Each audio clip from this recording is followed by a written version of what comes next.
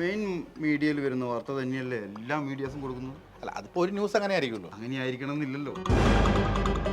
Click ബേറ്റ് ഇടാൻ വേണ്ടി നിങ്ങളുടെ സമാധാനം കളഞ്ഞിട്ട് ജസ്റ്റ് ഒരു ന്യൂസ് ഉണ്ടാക്കാൻ വേണ്ടി ചെയ്യുന്ന പോലെ എനിക്ക് തോന്നിപ്പോയിട്ടുണ്ട്. ഇവർ രണ്ടുപേരെയും മെയിൻ ആയിട്ട് അരപ്പം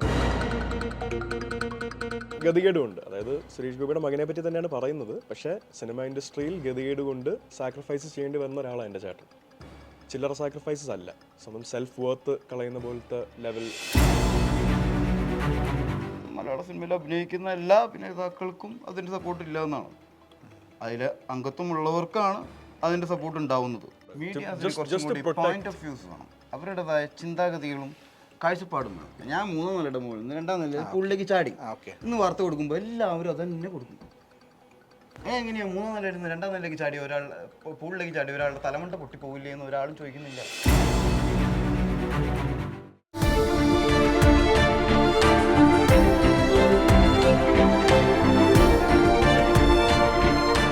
Own your pride.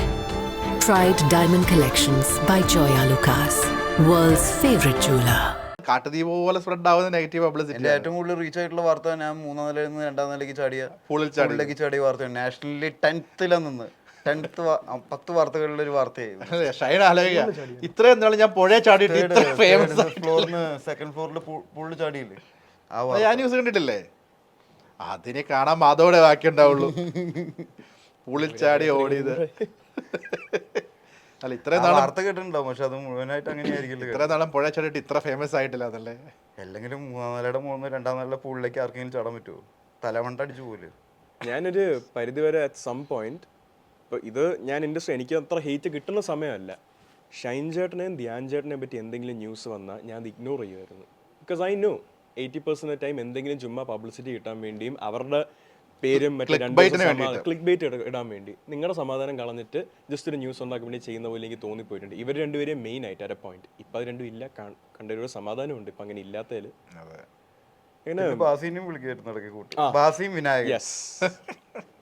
But I think ഏറ്റവും കൂടുതൽ സോഷ്യൽ മീഡിയയിൽ റെപ്പറ്റേറ്റീവ് ആയിട്ട് വന്നിട്ടുള്ള ഇവർ രണ്ടുപേരും ഞാൻ ഏറ്റവും കൂടുതൽ കണ്ടത്. അപ്പോൾ ആ പോയിന്റിൽ എൻ്റെ തന്നെ mentally I checked out of that. എന്തിനാ ഇവരെ പറ്റി ഇങ്ങനെ പറഞ്ഞുകൊണ്ടിരിക്കുന്നത്? ഒന്നുമില്ലെങ്കിലും ഇവരുടെ ഫോട്ടോ വെച്ചിട്ട് തമ്പ് ചെയ്യുന്നുണ്ട്.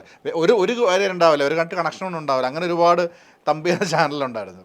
നല്ലതാണ്. നമ്മൾ ഒരു സംഭവം വളരുമ്പോൾ ചുറ്റുമുള്ള എല്ലാം വളരണമല്ലോ. അതെ, എന്നാലാണ് എല്ലാവർക്കും നല്ലത്. എല്ലാവരും ഒരു സമൂഹത്തിലുള്ളതല്ലേ, ഗിവ് ആൻഡ് ടേക്ക് ഉണ്ടാവണം. പക്ഷേ അത് നമ്മുടെ മേത്തേക്ക് എടുക്കുന്നതൊക്കെ നമ്മുടെ വീട്ടുകാരുടെ മേക്കത്ത് എടുക്കുമ്പോഴാണ് ഇപ്പം ഈ നേരത്തെ പറഞ്ഞ നമ്മൾ ഉള്ളിൽ നേരത്തെ പറഞ്ഞ പോലെ നമ്മൾ പ്രേക്ഷകരുടെ പ്രോപ്പർട്ടി ആണ് കാര്യം. നമ്മൾ ചെയ്യുന്ന വർക്ക് അഭിനയം, നമ്മുടെ ഒരു സിനിമ ഇറങ്ങി അത് ഹിറ്റാവുന്ന എപ്പോഴാണ്? നമ്മളൊരു ബ്രില്യൻറ്റ് മൂവി ചെയ്യുമ്പോഴായിരിക്കുമല്ലോ എപ്പോഴും.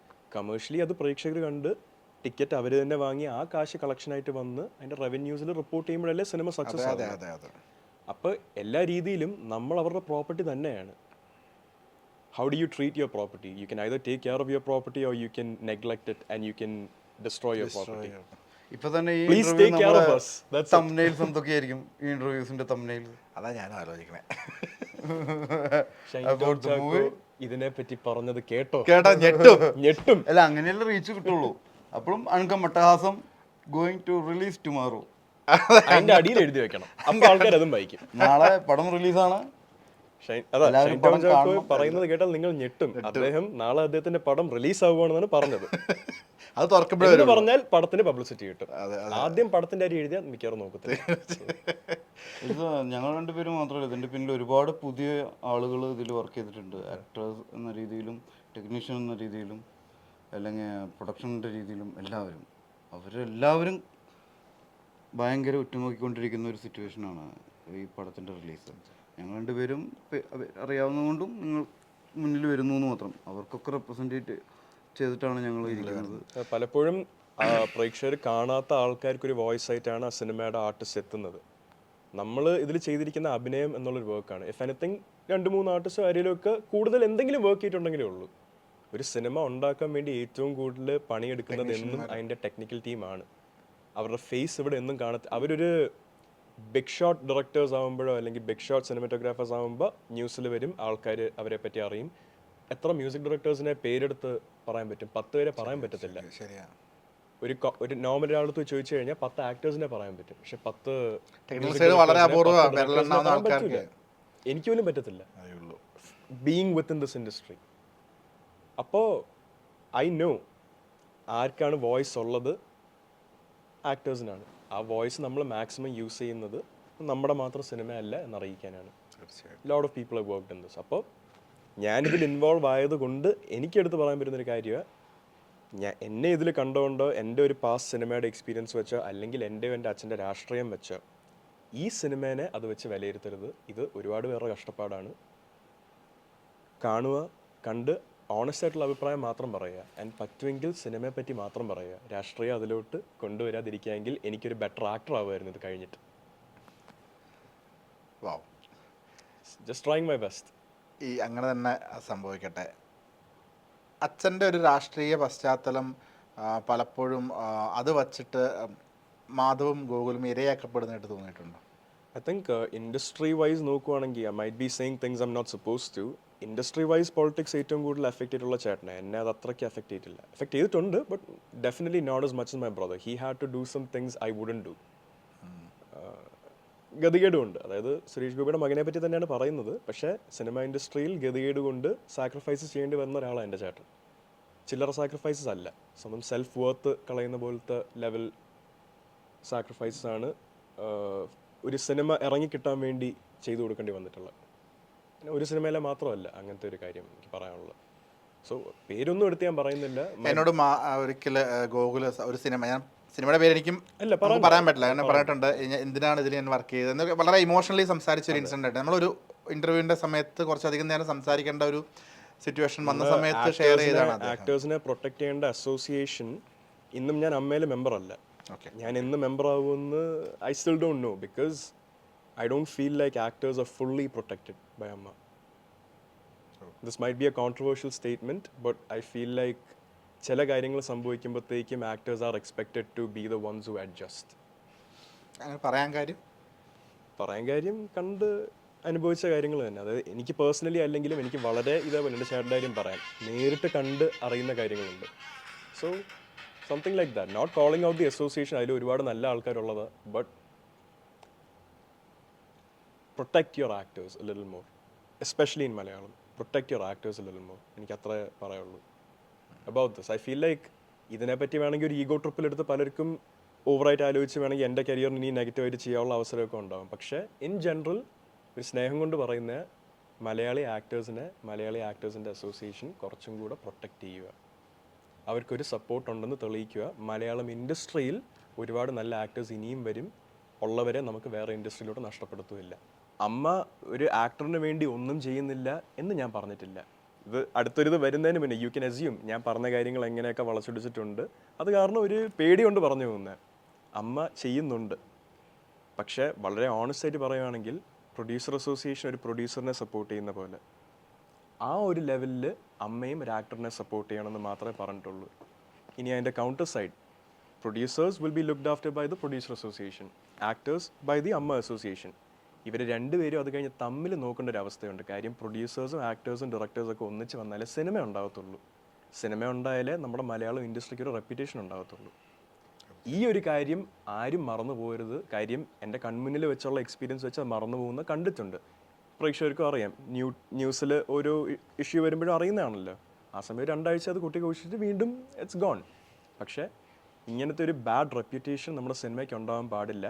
എല്ലാവരും തമ്മിൽ കുറച്ചും കൂടെ റിയലി ഈ ഫാമിലിയാണെന്ന് പറയുന്നതല്ലാതെ ആക്ച്വലി ഒരു ഫാമിലിയായിട്ട് ട്രീറ്റ് ചെയ്യുക. അപ്പോൾ നമുക്കൊരു പരിധി കൂടുതൽ ഈ നെഗറ്റീവ് ന്യൂസ് വരാനുള്ളൊരു അവസരം പോലും ഉണ്ടാകത്തില്ല. നമ്മൾ ടുഗെദർ ആണ്, like show the people that were together. അവർ togetherness should be the one that they look up to. നമ്മൾ തമ്മിൽ പ്രശ്നങ്ങളാണെന്നുള്ള ന്യൂസുകൾ ഇങ്ങനെ വന്നു കഴിഞ്ഞിട്ടുണ്ട്. ആക്ടേഴ്സ് തമ്മിൽ ഇഷ്യൂസ്, അല്ലെങ്കിൽ പ്രൊഡ്യൂസർ ആക്ടർ ഡയറക്ടർ തമ്മിൽ ഇഷ്യൂസ്, ഒരുപാട് ന്യൂസ് വന്ന് കഴിയുമ്പോഴത്തേക്കും നമ്മളിലുള്ള ഒരു വിശ്വാസമാണ് അവർക്ക് പോകുന്നത്. ഇവരെ തന്നെ ഇങ്ങനെ തമ്മിൽ തല്ലുക, അപ്പോൾ നമ്മൾ എന്ത് വിശ്വസിച്ചാണ് ഇവരെ ഇങ്ങനെ വലിയ ആൾക്കാരാണെന്ന് പറഞ്ഞ് നടക്കേണ്ടത്. അത് വരാൻ പാടില്ല. ആ ഒരു രീതിയിലാണ് ഞാൻ whether it's when I mentioned അമ്മ അസോസിയേഷൻ, ആ ഒരു ഫാമിലി എന്നുള്ളൊരു സപ്പോർട്ട് ഓരോ ആൾക്കും ടിൽ ദി എൻഡ് കൊടുക്കുക. അവർ ജെന്യുവൻ ആയിട്ട് നിന്ന് കൊടുക്കുക.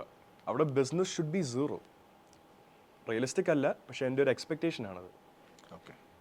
ഐ ഓണസ്റ്റ്ലി ഫെൽ ലൈക്ക് എൻ്റെ ചേട്ടന് കുറച്ചും കൂടെ സപ്പോർട്ട് കിട്ടായിരുന്നു എന്ന് എന്താ അത് ഒരു അനിയൻ പറയുന്നത് മാത്രമല്ല, സത്യം കണ്ട് എൻ്റെ ഒരു അളക്കലാണത്.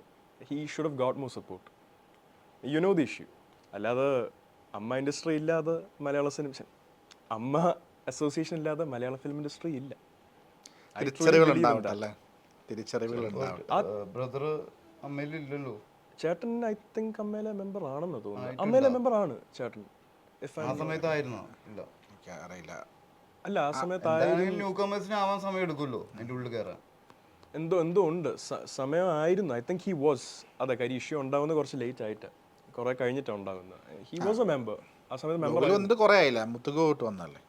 അതാ, അല്ല ആ സമയം ആയപ്പോഴേ ഷൈൻ ചേട്ടാ ഹി വാസ് എ മെമ്പർ. ആയിട്ടില്ലല്ലോ.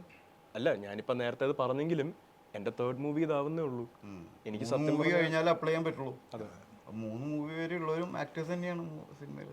ഞാനിപ്പോൾ അമ്മയിലെ മെമ്പർ അല്ല എന്ന് പറഞ്ഞ് ഞാൻ സിനിമയിൽ അഭിനയിക്കുന്നതിൽ ബുദ്ധിമുട്ടുണ്ടെങ്കിൽ may be then I have to. പക്ഷേ എനിക്കറിയേണ്ട ഒരു കാര്യം എന്ന് പറഞ്ഞാൽ എനിക്കിതിൽ മെമ്പർ അല്ലാതെ എനിക്ക് സിനിമ ചെയ്യാൻ പറ്റുമോ? If I can do that. അങ്ങനെയാണെങ്കിൽ ഈ പറ്റുമല്ലോ. അങ്ങനെയാണല്ലോ ഒരാൾ ഉണ്ടായി വരുന്നത്. മനസ്സിലായി. അങ്ങനെയാണെങ്കിൽ ആ സപ്പോർട്ട് ഉണ്ടാവുമോ എന്നുള്ളതാണ്. അവരുടെ സപ്പോർട്ട് എപ്പോഴും അംഗമായി കഴിഞ്ഞ ശേഷം മാത്രമേ സംസാരിക്കാൻ വരുള്ളൂ തനിക്ക് വേണ്ടിയിട്ട്. യെസ്. പക്ഷേ ഞാൻ ആ ഒരു സ്റ്റൈലിലൊരു മാറ്റം as A youngster in this industry, ഞാൻ പുതിയൊരു ആക്ടറായിട്ട് വരുവാണ്. എന്നെ സംരക്ഷിക്കാൻ പോകുന്ന ഇൻഡസ്ട്രി, എന്നെ സംരക്ഷിക്കാൻ പോകുന്ന അസോസിയേഷൻ ഈ ഒരു രീതിയിലും കൂടെ ചിന്തിക്കാവോ എന്നുള്ളൊരു പെർസ്പെക്റ്റീവ് എൻ്റെ. ഈ മുന്നേ നമുക്ക് എങ്ങനെ സപ്പോർട്ട് ചെയ്ത് അംഗമായില്ലെങ്കിലും നടന്ന സപ്പോർട്ട് കിട്ടുമോ, അതാണ് ചോദ്യം. അതാ വെരി സിമ്പിൾ. അത് വേണ്ടതാണ്. പക്ഷെ ഒരു സംഘടന എന്ന രീതിയിൽ സംഘടനയിലുള്ള ആളുകളെ മാക്സിമം അവർ സപ്പോർട്ട് ചെയ്യും. പക്ഷെ ഒരു ആക്ടർ സംഘടന വരുന്ന ന്യൂ കമ്മിങ് അല്ലെങ്കിൽ വന്നുകൊണ്ടിരിക്കുന്ന പുതിയ ആൾക്കാരെയും സപ്പോർട്ട് ചെയ്യണം. അത് നല്ലൊരു കാര്യമാണ്. അവിടെ ഫ്രണ്ട്ഷിപ്സ് മറക്കണം, ബന്ധം മറക്കണം, അംഗമാണോ എന്നുള്ളതും മറക്കണം. അതാ, അതും മറക്കണം. ഫാക്ട്സ് മാത്രം വെച്ച് ഇപ്പം ഞാൻ നേരത്തെ അതാ പറഞ്ഞ പ്രൊഡ്യൂസർ അസോസിയേഷനും അമ്മയും 2 പേരൻസിനെ പോലെ നിന്ന് വേണം അവിടെ 2 സിബ്ലിങ്സ് തമ്മിലുള്ള ഇഷ്യൂസ് സോൾവ് ചെയ്യാൻ.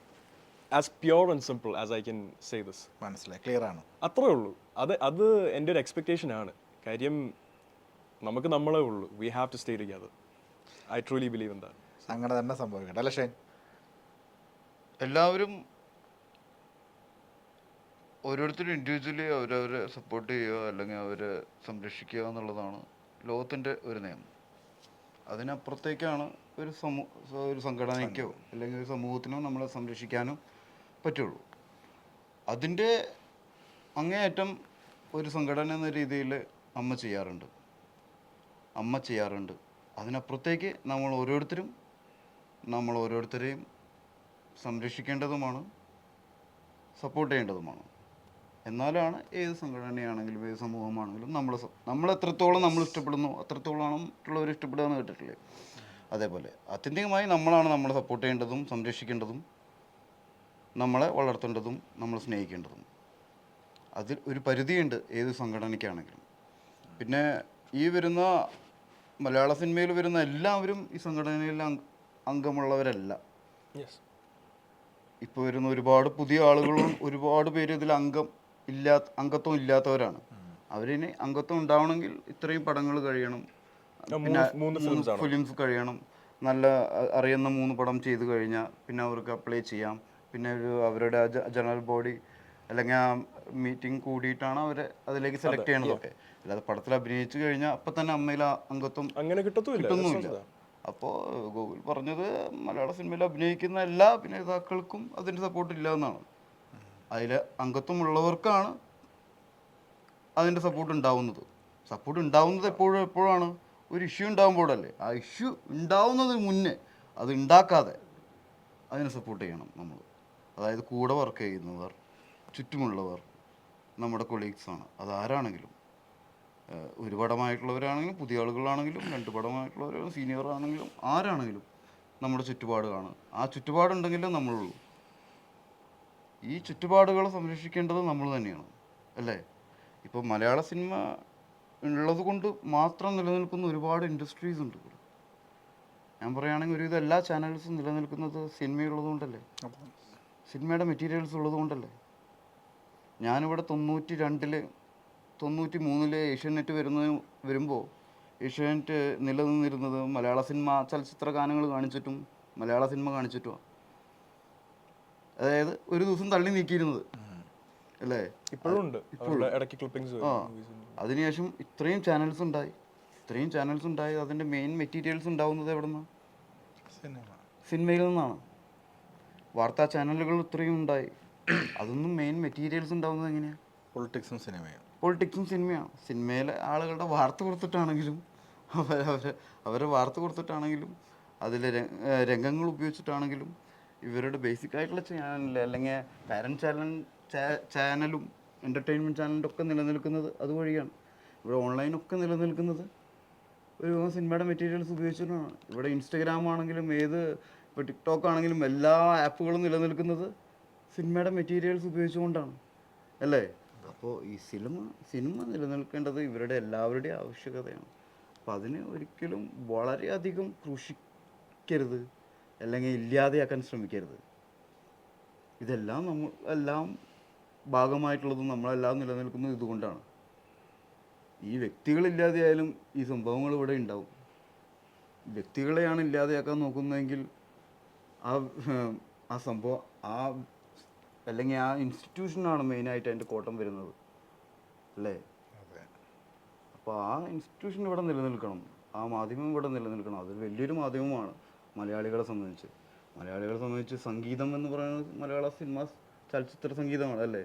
അതിനപ്പുറത്തേക്ക് ഒരു സംഗീതം ലോകത്തുണ്ടെങ്കിൽ കൂടി നമ്മൾ അറിയുന്നത് മലയാള ചലച്ചിത്ര സംഗീതം വഴിയാണ്. അപ്പോൾ എല്ലാ കലകളെയും നമ്മൾ അറിയുന്നതും അല്ലെങ്കിൽ കൂടുതൽ എൻഹാൻസ് ചെയ്യപ്പെടുന്നതും സിനിമ വഴിയാണ്. അല്ലെങ്കിൽ എല്ലാവരും സിനിമയിലേക്ക് എത്താൻ വേണ്ടിയിട്ടാണ് എല്ലാവരും. അൾട്ടിമേറ്റ് സിനിമയാണ് പലതിൻ്റെയും. നിങ്ങൾ ആണെങ്കിലും ഒരു പടം ചെയ്യാനല്ലേ നോക്കുന്നത് അല്ലേ? ഇന്റർവ്യൂ ചെയ്യുന്നുണ്ടെങ്കിലും മീഡിയ ആയി നിൽക്കുന്നുണ്ടെങ്കിലും സിനിമയിലേക്ക് എത്താനല്ലേ നോക്കുന്നത്. 100%. അതുപോലെ എല്ലാവരും ചുറ്റും നിൽക്കുന്ന എല്ലാവരും ഏത് മീഡിയയിൽ നിൽക്കുന്നവരാണെങ്കിലും അപ്പോൾ അതിനെ നിലനിർത്തണം. അതിലുള്ള ആളുകളെ നിലനിർത്തേണ്ടത് നമ്മുടെ ഓരോരുത്തരുടെയും ആവശ്യമാണ്. മീഡിയ സെൻസറിങ് വേണമെന്ന് തോന്നിയിട്ടുണ്ട് എപ്പോഴെങ്കിലും? മീഡിയ സെൻസറിങ് വേണമെന്ന് തോന്നിയിട്ടില്ല. മീഡിയ അങ്ങനെ തന്നെ നല്ല മീഡിയ ആയിട്ട് നിൽക്കാൻ പറ്റുള്ളൂ. മീഡിയ സെൻസറിങ്, മീഡിയ ലൈസൻസിങ് വേണം. ആര് കോണ്ടന്റ് ഇടാൻ റൈറ്റ് ഉണ്ടെന്നുള്ളതിന് ഒരു ലൈസൻസ് കൊടുക്കുന്നതിന് ഇന്ന ആപ്പ് ക്രൈറ്റീരിയ മീറ്റ് ചെയ്താലേ നിങ്ങൾക്ക് ഒരു മീഡിയ ചാനലായിട്ട് ഫങ്ഷൻ ചെയ്യാൻ പറ്റൂ എന്നുള്ള ഒരു കാര്യത്തിൽ ഡെഫിനറ്റ്ലി ഒരു ലോ വേണം. മീഡിയ ലോസ് വേണം കുറച്ചും കൂടെ. പോയിന്റ് ഓഫ് വ്യൂസ് വേണം, അവരുടേതായ ചിന്താഗതികളും കാഴ്ചപ്പാടും വേണം. ഇപ്പോൾ ഒരു മീഡിയയിൽ വരുന്ന വാർത്ത തന്നെയാണ് എല്ലാ മീഡിയാസും പറയുന്നത് അല്ലേ? അല്ല, അതിലെന്താ ഡിഫറൻസ് വരും? അല്ല, അതിന് എനിക്ക് ചെറിയൊരു തർക്കമല്ല. ഫോർ എക്സാമ്പിൾ പറഞ്ഞു കഴിഞ്ഞാൽ ഒരു മെയിൻ മീഡിയയിൽ വരുന്ന വാർത്ത തന്നെയല്ലേ എല്ലാ മീഡിയാസും കൊടുക്കുന്നത്? അല്ല, അതിപ്പോൾ ഒരു ന്യൂസ് അങ്ങനെ ആയിരിക്കുമല്ലോ. അങ്ങനെ ആയിരിക്കണം എന്നില്ലല്ലോ. ഇപ്പോഴും വാർത്തയ്ക്ക് പലപ്പോഴും പല പോയിന്റ് ഓഫ് വ്യൂ ഉണ്ടാവണല്ലോ. അതെ, അതായത് ഇപ്പം നമ്മളിപ്പോൾ ഭരിക്കുന്ന നമ്മുടെ നാട്ടിൽ അതിനൊരു മറുപടി ഇപ്പം ഭരിക്കുന്ന പാർട്ടി ഇപ്പം ഫോർ എക്സാമ്പിൾ ഞാൻ പറഞ്ഞു ഇപ്പോൾ ഒരു പാർട്ടിയുടെ നെഗറ്റീവ് ഓരോ എന്നെ സംബന്ധിച്ചുള്ള വാർത്ത ഞാൻ 3 നിലയുടെ മുകളിൽ നിന്ന് 2ാം നിലയിൽ പുള്ളിലേക്ക് ചാടി ഇന്ന് വാർത്ത കൊടുക്കുമ്പോൾ എല്ലാവരും അതന്നെ കൊടുക്കും. എങ്ങനെയാണ് 3ാം നിലയിൽ നിന്ന് 2ാം നിലയിലേക്ക് ചാടി പൂളിലേക്ക് ചാടി ഒരാളുടെ തലമണ്ട പൊട്ടിപ്പോവില്ലേ എന്ന് ഒരാളും ചോദിക്കുന്നില്ല. എന്തുകൊണ്ട് ആ വാർത്ത അങ്ങനെ വരുന്നില്ല? 3ാം നിലയുടെ മുകളിൽ നിന്ന് 2ാം നിലയിലെ പൂളിലേക്ക് ചാടിയ ഒരാളുടെ തലമണ്ട പൊട്ടിപ്പോവോ? ചിന്തിച്ചു നോക്കിയേ.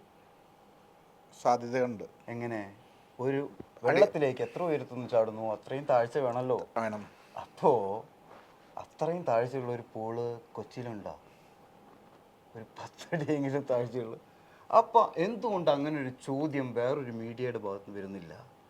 എല്ലാവരും ആ വാർത്തയെ തന്നെയല്ലേ ഫോളോ ചെയ്യുന്നു. അതെന്തുകൊണ്ടാന്ന് വെച്ച് കഴിഞ്ഞാൽ ഇറങ്ങിപ്പോകുന്ന വിഷ്വൽ മാത്രമല്ലേ ഉള്ളൂ. പൂളിലേക്ക് ചാടുന്ന വിഷ്വലില്ല. പൂളിൽ നിന്ന് എഴുന്നേറ്റ് വരുന്ന വിഷ്വലുണ്ടോ? ഇല്ല. റിസപ്ഷനിൽ ഞാൻ ക്രോസ് ചെയ്ത് പോകുന്ന വിഷ്വൽ മാത്രമല്ലേ ഉള്ളൂ. അപ്പം നിങ്ങളൊക്കെ അങ്ങോട്ട് വിശ്വസിക്കുക ഞാൻ 3ാം നിലയിൽ നിന്ന് 2ാം നിലയിൽ ചാടി എന്നിട്ടായിരുന്നു ഇറങ്ങിപ്പോയെന്ന്. അതിന് 2020 ലാലേട്ടം ചാടുന്ന ഒരു വിഷയം അല്ലേ? ശരിയാ. ഒരുപാട് ചോദ്യങ്ങൾ നിങ്ങളുടെ ഇതെനിക്കറിയാം കേട്ടോ. ഞാൻ നേരത്തെ എനിക്ക് ജസ്റ്റ് ഓർത്തിടപ്പോൾ ഞാൻ ആ ന്യൂസ് വായിച്ചത് തന്നെ കംപ്ലീറ്റ് ഡിഫറെന്റ് ആയിട്ട്. ഷൈൻ ചേട്ടൻ ഏതോ ബിൽഡിംഗിൽ നിന്ന് ചാടി അവിടെ നിന്ന് ഓടിയെന്താണ് ഞാൻ ന്യൂസ്. അതാണ് ഞാൻ ചോദിക്കുന്നത്. അപ്പോൾ ഇത്രയും മീഡിയാസ് ഉണ്ടാകുമ്പോൾ എന്തുകൊണ്ട് വേറൊരു വാർത്ത ഉണ്ടാവുന്നില്ല, വേറൊരു ചോദ്യം ഉണ്ടാവും? എല്ലാ പ്രൈം ടൈമിലും ഇതായിരുന്നു ന്യൂസ്. ഇത് എല്ലാവരും അതേ തന്നെ പല. ഇപ്പം നിങ്ങൾ 4 പേരുണ്ടെങ്കിൽ 4 പേർക്കും 4 പോയിന്റ് ഓഫ് വ്യൂ ഉണ്ടാവണ്ടേ, 4 കാഴ്ചപ്പാട് ഉണ്ടാവണ്ടേ? അപ്പോഴല്ലേ ഒരു സമൂഹം നന്നാവുക. പക്ഷെ അതൊരിക്കലും പ്രാക്ടിക്കലി നിങ്ങൾ തിങ്ക് ചെയ്യില്ല. തിങ്ക് ചെയ്തുകൊണ്ട് മാത്രമാണ്. നിങ്ങൾ ആരും ഈ സംഭവം കണ്ടിട്ടില്ല, ആർക്കും ഇതിൻ്റെ കറക്റ്റായിട്ടുള്ള വിഷയവും ഇല്ല. അപ്പോൾ ഒരാൾ കൊടുക്കുന്ന വാർത്ത തന്നെ എല്ലാവരും അങ്ങോട്ട് കൊടുക്കും. ഭൂമി ഉരുണ്ടതാണെന്ന് പറയുമ്പോൾ 10 ആളും പറയാം ഭൂമി ഉരുണ്ടതാണെന്ന്. കണ്ടിട്ടൊന്നും പ്രേക്ഷകന് ആ വാർത്തക്കാണ് എന്താണ് ഏറ്റവും TRP എന്നുള്ളതുകൊണ്ടാണ് എല്ലാവരും എടുത്തും കൊടുക്കും. അപ്പൊ അത് വാർത്തയല്ല, സത്യമല്ല എന്ന് മനസ്സിലായിക്കൂടെ? ആ ഫാക്ട്സ് അവിടെ എത്തുന്നില്ല. പ്രേക്ഷകന് ഓരോ ചാനലിന്റെ അജണ്ട അനുസരിച്ചുള്ള അവരുടെ സ്റ്റൈൽ ഓഫ് ന്യൂസ് എന്താണെന്നുള്ളതിന്റെ ആ ഫാക്ട്സ് എടുത്ത് പ്രോസസ്സ് ചെയ്ത് ഇൻഫർമേഷൻ ആണ് കിട്ടുന്നത്. ഫാക്ട്സ് എത്തിക്കുക പ്രേക്ഷകനിലോട്ട്, എന്നിട്ട് അവർ തന്നെ ഇൻഫർമേഷൻ ക്രിയേറ്റ് ചെയ്യട്ടെ ഫാക്ട്സ് വെച്ചിട്ട്. അല്ലെങ്കിൽ അവർ ഫാക്ട്സ് അസ്യൂം ചെയ്യാൻ നോക്കും, എന്താണ് ഇതിന്റെ പുറകിലുള്ള സത്യമെന്ന് വാർത്ത കേട്ടിട്ട് അവർ അസ്യൂം ചെയ്യും. അതിനേക്കാളും നല്ല സത്യം വെച്ചിട്ട് അവർ തന്നെ അവരുടെ മനസ്സിൽ വാർത്ത ഉണ്ടാക്കട്ടെ, എന്തായിരിക്കും സംഭവിച്ചെന്നുള്ള സത്യം വെച്ചിട്ട്. പണ്ട് ദൂരദർശനിലൊക്കെ എനിക്കൊന്ന് മാധവ് ഓർക്കാൻ സാധ്യതയില്ല, നമ്മുടെ ഏജിനൊക്കെ ഓർക്കണ്ടാവും. ദൂരദർശനിലൊക്കെ വാർത്ത വായിക്കുമ്പം അതിന് ഈ ബാക്ക്ഗ്രൗണ്ട് മ്യൂസിക് ഒന്നുമില്ല. നോർമൽ വാർത്ത എഴുതി വരുന്നു, പ്രധാന വാർത്തകൾ വായിക്കുന്നു, പിന്നെ ആ വാർത്തകൾ കൂടുതലും എലാബറേറ്റ് ചെയ്ത് പറഞ്ഞു പോകുന്നതാണ് ന്യൂസ് പണ്ടുണ്ടായിരുന്നത്. പണ്ടുണ്ടായിരുന്ന അരമണിക്കൂർ വാർത്ത. ഇപ്പൊ അങ്ങനെ ചാനൽസ് ഉണ്ട് 24 മണിക്കൂറും. പ്രധാന വാർത്തകൾക്ക് ബാക്ക്ഗ്രൗണ്ട് മ്യൂസിക് ഒക്കെയാണ് അതിൻ്റെ ഒരു ഇമ്പാക്റ്റ് കൂട്ടാൻ. അപ്പൊ 24 മണിക്കൂറും ഈ 1/2 ഡസനിലധികം ചാനലുകൾ മുന്നോട്ട് പോകണമെങ്കിൽ അവർക്ക് എല്ലാ വാർത്തയും വാർത്ത വേണം. വാർത്തയില്ലെങ്കിൽ വാർത്ത ഉണ്ടാക്കണം. അത് അവർ വർക്ക് ചെയ്യുന്നവര് നേരിടുന്ന ഐ തിങ്ക് ന്യൂസ് ചാനൽസിൽ വർക്ക് ചെയ്യുന്ന ആൾക്കാർക്ക് ഇത് അഗ്രി ചെയ്യാൻ പറ്റും. അവരുടെ എന്താണ് അവരുടെ ജോബ് റിക്വയർമെന്റ്. മടുപ്പ് വരും കുറെ കാലം കഴിയും. കുറേ വർഷങ്ങളാണെങ്കിൽ ഷൈനെ അറിയാം. അപ്പം ഒരേ കാര്യം ഷൈൻ പല സിറ്റുവേഷനിൽ പറയുന്നത് ഞാൻ അങ്ങനെ കേട്ടിട്ടില്ല. ഷൈൻ്റെ ലൈഫിൽ നടന്ന ഒരു കാര്യം. പക്ഷേ ഈ പൂളിൽ ചാടി ഇൻസിഡൻറ്റ് ഷൈൻ പല ആവർത്തി പല ഇൻ്റർവ്യൂസിൽ പല സാഹചര്യങ്ങളിൽ ഞാൻ അങ്ങനെ ചെയ്തിട്ടില്ല എന്ന് ആണയിട്ട് പറയുന്നത് ഞാൻ കേൾക്കുന്നുണ്ട്. ഇപ്പം നമ്മൾ 5 മിനിറ്റ് മുന്നേ കൂടി നമ്മൾ സംസാരിച്ചു. ശരിക്കും ഇത് ഷൈനെ പലപ്പോഴും പല രീതിയിൽ തെറ്റിദ്ധരിക്കപ്പെട്ടിട്ടുണ്ട്. അന്നേരം ഒന്നും ഷൈൻ അതിനോട് റിയാക്ട് ചെയ്തിട്ടില്ല. ഇത് ശരിക്കും പറഞ്ഞാൽ ഭയങ്കര വിഷമം ഉള്ളിൽ തട്ടിയിട്ടുണ്ട്. കാരണം അത് എനിക്ക് 3-ാം നിലയുടെ മുകളിൽ നിന്ന് 2-ാം നിലയിൽ പുള്ളി ചാടി എഴുന്നേറ്റ് പോയി എന്ന് പറയാൻ ഞാൻ മാനുഷികമായിട്ട് അങ്ങനെ ഒരാളാണെന്ന് ആളുകളെ അറിയിക്കാൻ എനിക്ക് നല്ലതാണ്. പക്ഷേ ഇത് ഒരുപാട് തവണ ഷൈൻ റിപ്പീറ്റ് ചെയ്തത് 3-ാം നിലയുടെ മുകളിൽ നിന്ന് 2-ാം നിലയുടെ പൂളിലേക്ക് ഒരാൾ ചാടിയാൽ അയാളുടെ തലമണ്ടടിച്ച് പോവും അയാള്. അത് ആരും എന്നോട് പക്ഷെ ഇതുവരെ ചോദിച്ചിട്ടില്ല. ഷൈൻചാറിന് ഏറ്റവും വിഷമം ലോജിക് ഇല്ലാത്തതായിരുന്നിട്ടും അതിലെ ഫിസിക്സ് കറക്റ്റ്. ഏതൊരു ചെറിയ കുട്ടിക്ക് പോലും അറിയാം പൂളിലേക്ക് ചാടുമ്പോൾ അവൻ എത്ര ഹൈറ്റിൽ നിന്നാണ് നിൽക്കുന്നത്, അത്ര ഹൈറ്റ് ഇല്ലാത്ത സ്ഥലത്തേക്ക് അവൻ ചാടില്ല. ഇത് ചോദ്യം ഈ ലോകത്ത് ഒന്നേ വരെ ഒരു മീഡിയോ അല്ലെങ്കിൽ ഒരു ഫിസിക്സ് പഠിപ്പിക്കുന്ന ആളാണെങ്കിലും എന്ത് ലോജിക്കലുള്ള ആളാണെങ്കിലും എൻ്റെ അടുത്ത് ചോദിച്ചിട്ടില്ല, ഈ 3 നിലയുടെ മുകളിൽ നിന്ന് 2-ാം നില പൂളിലേക്ക് ചാടി നീ തലമുണ്ടടിച്ച് പോയില്ലേ, പിന്നെ എങ്ങനെ നീ അവിടെ നിന്ന് എഴുന്നേറ്റ് ഓടിപ്പോയതെന്ന്. പൂളിൽ സ്ഥിരം അടിച്ച് ഇവിടെയുള്ള നമ്മുടെ നാട്ടിലെ പൂളിലൊന്നും നോ ഡൈവ് എന്ന് എഴുതി വെക്കണത് എന്തുകൊണ്ടാണ്? അത്ര ആഴമില്ലാത്തതുകൊണ്ടാണ്. 6 feet 7 feet മാക്സിമം. 6 feet ഒക്കെ മാക്സ്. ഒരു ഹോട്ടലിലൊക്കെ ഞാൻ കണ്ടിട്ടുള്ളൂ 6 feet. കാസിനോയിലുള്ളൊരു ഹോട്ടലിലെ പൂളിൽ ഇവിടെ ഐലൻഡില് കമേഴ്ഷ്യൽ സ്വിമ്മിംഗ് പൂൾസ് ഉണ്ട്. പക്ഷേ ഹോട്ടൽസിൽ 6 feet അധികം ഉണ്ടാവാറില്ല. അപ്പൊ എങ്ങനെ ഞാൻ അവിടെ ചാടി? അപ്പൊ ആളുകൾ ലോജിക്ക് ഇല്ലാതെയാണ് ഒരുപാട് ആൾക്കാർ ഇരിക്കുന്നത്. എല്ലാവർക്കും അറിയാം കണക്കും കാര്യങ്ങളൊക്കെ. അങ്ങനെ ചാടി എന്നെ ദേഷ്യം പിടിപ്പിക്കുന്നത് അല്ലെങ്കിൽ എന്നെ അതിശയിപ്പിക്കുന്നത് അത് മാത്രമേ ഉള്ളൂ. അല്ലാതെ എന്നെ കുറിച്ചുള്ള വാർത്തയല്ല. വാർത്ത ഭയങ്കര ഹിറ്റാ, അതെനിക്ക് സന്തോഷം. പക്ഷെ ഒരാൾ പോലും ചോദിച്ചില്ല, ഒരാൾ പോലും. എല്ലാവരും വിചാരിച്ചു ഞാൻ 3-ാം നില 2-ാം നില പൂളിലേക്ക് പൂളിൽ ചാടി രക്ഷപ്പെട്ടു. എല്ലാവരും വിചാരം 10-ാം നിലയുടെ മുകളിൽ നിന്ന് പൂളിലേക്ക് ചാടി രക്ഷപ്പെടാൻ പറ്റുന്നു. അതാ 2020 കണ്ട് അത് ഓക്കെ ആണെന്ന് വിശ്വസിച്ചിട്ടുള്ള ആരും ശ്രമിക്കല്ലേ അങ്ങനെ ഹൈറ്റ് ചെയ്യുന്നിടത്ത് പൂളിൽ. എത്ര ഹൈറ്റ് എന്താണോ ചേട്ടൻ അത്രയും ആഴമില്ലെങ്കിൽ നമ്മൾ തലമണ്ടി അടിച്ചു പോകും പൂളിൽ. അതിനാകെ ഒരു കൗണ്ടർ സൈഡ് എന്ന് പറഞ്ഞാൽ നമ്മുടെ ബോഡി ഫ്ലാറ്റ് ആയിട്ട് വന്ന് ലാൻഡ് ചെയ്ത ആ റെസിസ്റ്റൻസ് കാരണം നമ്മൾ താഴോട്ട് പോകത്തില്ല. പക്ഷെ നമ്മുടെ എല്ലെല്ലാം പൊടിഞ്ഞു പോകും. ഫ്ലാറ്റ് ആയിട്ട് വന്ന് വീണെങ്കിൽ നമ്മുടെ എല്ല് തകർന്നു പോകും. നമ്മൾ ശരിക്കും ഫ്ലോറിൽ ഒന്ന് വീണ പോലെ ഇരിക്കും. ഇനിയിപ്പോ നൂണ്ട് അകത്തേക്കേ പോണെങ്കിൽ തലമണ്ട അടിച്ചു പോകും, അത്രയും ആഴം ഇല്ലെങ്കിൽ. അതുകൊണ്ട് അത്രയും എത്ര ആഴം മുകളിൽ നിന്നാണ് ചാടണം അത്രയും ആഴം വേണം ആ ഡൈവിങ് സ്പോട്ടിൽ. അത് പിള്ളേർ ശ്രദ്ധിക്കണം. ഈ വാർത്ത കണ്ട് ഒരിക്കലും നിങ്ങൾ 3-ാം നിലയുടെ മുകളിൽ നിന്ന് 2-ാം നിലയുടെ പൂളിലേക്ക് ചാടരുത്. ആ സമയത്ത് വാർത്ത കൊടുത്തവരും ഹിറ്റാക്കിയവരും ഒന്നും ഉണ്ടാവില്ല. ഞാൻ ചാടിയിട്ടില്ല. അങ്ങനെ തെറ്റിദ്ധരിക്കപ്പെട്ടതിന്റെ വിഷമം അല്ലെങ്കിൽ ആ ഒരു ലോജിക്കില്ലായ്മയുടെ ഒരു ഇതുകൊണ്ടെങ്കിലും ആ ഇഷ്യൂവിനൊരു ഒരു ഫൈനൽ ആൻസർ കിട്ടിയെന്ന് പ്രതീക്ഷിക്കുന്നു. ഷൈൻ ചേട്ടൻ ഇരുന്ന് തന്നെ വീണ്ടും പറയണമെങ്കിൽ പിള്ളേര് സൂപ്പർമാൻ പടം കണ്ടിട്ട് സൂപ്പർമാൻ ആവാൻ ആഗ്രഹിക്കുന്നു എന്നൊക്കെ നിങ്ങൾ പറയില്ലേ? ഒരാളും ചാടരുത് ഒരിക്കലും. അങ്ങനെ പിള്ളേർ അങ്ങനെ ചെയ്യില്ല, പിള്ളേർക്ക് അതിനുള്ള ബോധമുണ്ട്. പക്ഷെ വലിയവരാണെങ്കിലും ചെയ്യരുത്. എത്ര ആഴമുണ്ട് പൂളിന് അത്രയും ആഴത്തെ അതിൻ്റെ മുകളിൽ നിന്ന് മാത്രമേ ചാടാൻ പാടുള്ളൂ.